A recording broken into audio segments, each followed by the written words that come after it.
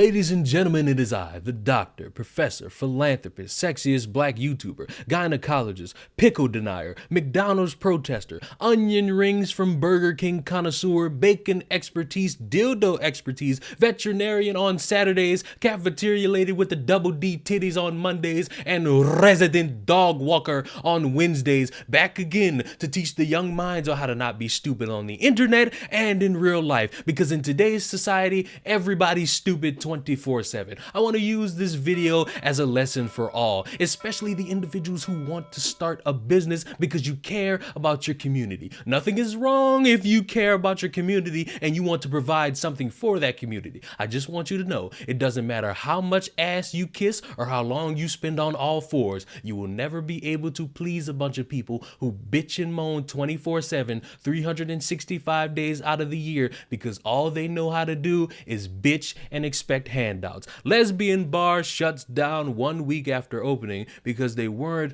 woke enough. Doc Marie's is a lesbian bar that opened on July 1st of this year with the hope of bringing more inclusivity to the city of Portland. But just 1 week after their grand opening, they were forced to shut down because of complaints that the bar was not a safe space. Similar to the story I wrote a few weeks ago about the queer-owned cafe in Philadelphia that was shut down by employees for not being woke enough, Doc Marie's was cannibalized by the woke mob. The crowd on opening night was huge. One woman said that the line for entry on opening night was wrapped around the block with literally 200 lesbians waiting to get in. But the excitement about the new progressive hangout dissipated quickly. Within days, Doc Marie's found itself on the receiving end of accusations of not being inclusive enough for trans people and people of color. Despite mask mandates being lifted in Portland, patrons accused the bar of not implementing enough COVID safety measures. Patrons also claimed that Doc Marie's had culturally appropriative art on the walls. So everyone wants the tea on the ongoing issues with Doc Marie's,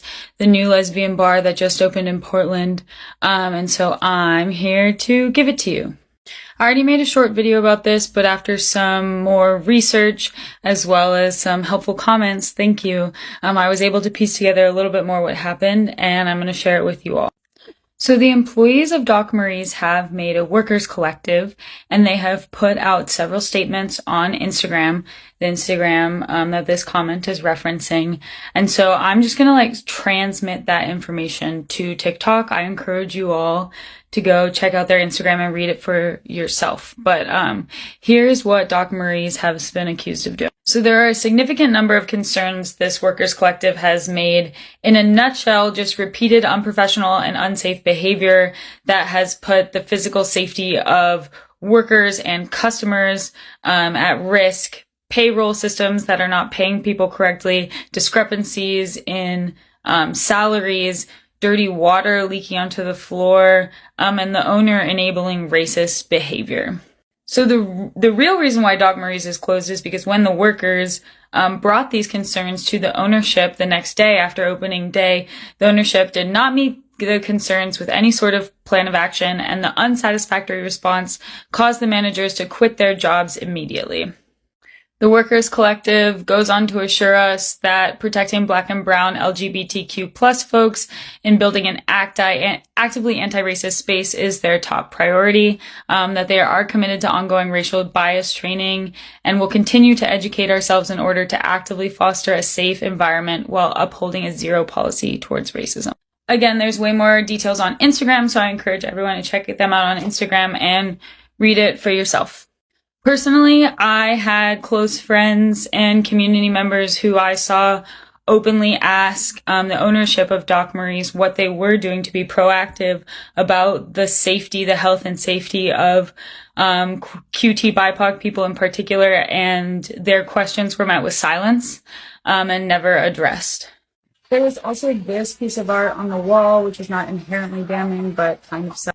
And I'm not pointing all of this out to just be a hater. I, like every other Sapphic in Portland, yearn for a lesbian bar that actually meets the community's needs and centers Black and Brown people and centers trans people and centers the health and safety of disabled folks. I yearn for that. I want that so bad. And so I think I am willing to be critical, and I hope the whole entire community is willing to be critical of this space to make it exactly what we want and need, and not some bullshit white supremacist institution. I'm not gonna lie, this next part gives me a headache. Employees of Doc Marie's created an Instagram page to echo these concerns. They claimed that the owners weren't proactive enough in creating a safe space and accused the owners of racism. The employees also demanded that the bar host free opportunities for education for the community. We, the Merry Equi Workers Collective, are composed of the current employees of Doc Marie's. We only speak for ourselves, not of ownership of the bar,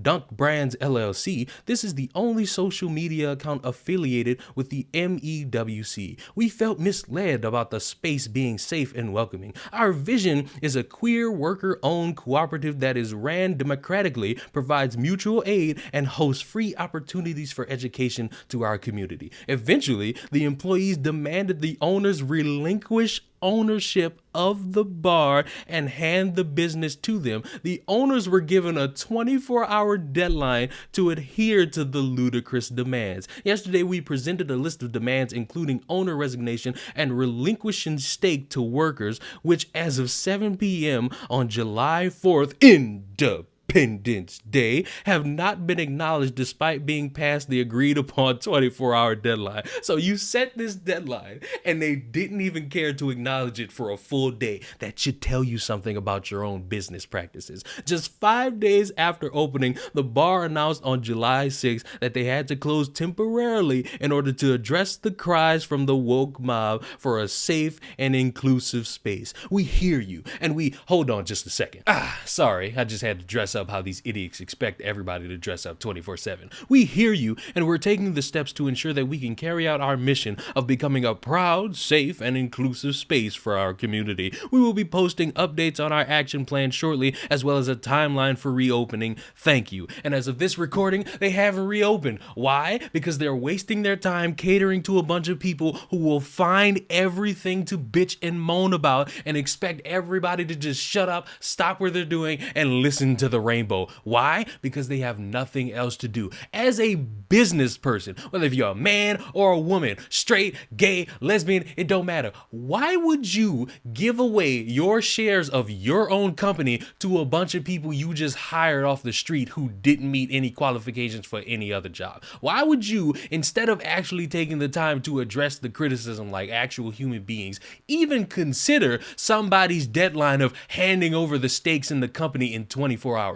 Nobody in their right mind would do anything like that. I don't care how inclusive or exclusive you are. That's a bad business practice. And to all these employees expecting that, shame on you, because these people tried at least to have this big thing for the community. Yes, it was catered towards lesbians. Yes, 200 lesbians showed up. Yes, they were probably rubbing carpet all over each other. But at the end of the day, it was supposed to be this good thing, and it was ruined not by conservatives, not by that evil, weird Jew Ben Shapiro. It was ruined by the other people a part of the LGBTQ community. It goes to show that everybody's not together unless you bow down and agree with a bunch of shit you didn't even plan on agreeing to. It's in the lettering if you really want to understand it. I know this is a life lesson many of you seem to grasp, but many don't. Everybody's not gonna like you, and you can jump through all the hoops necessary to try to get people to like you. They're always gonna bitch and moan about something. You could be the greatest activist, you could say all the right things, you could even paint your face like a rainbow. There's still gonna be somebody complaining about something you did because they don't like it and they expect some weird handout from you. They expect you to get on your knees and beg and plead and hope you don't call them homophobic anymore. I don't know how in the fuck